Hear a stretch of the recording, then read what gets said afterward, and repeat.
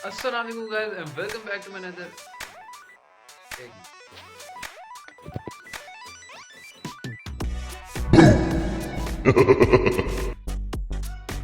Assalamualaikum guys and welcome back to my another video. Hope you are fine and enjoying your life. इस बार जो हमने kitchen के अंदर बनाया उसका नाम है फज ब्राउनी। फज ब्राउनी यार काफी मजे की बनी थी लेकिन उसमें चंद ड्रॉबैक्स आ गए थे। उसके अंदर वो यही था कि वो थोड़ा हार्ड नहीं था। वो असल में हमें वेट करना पड़ना था उसके हार्ड होने का।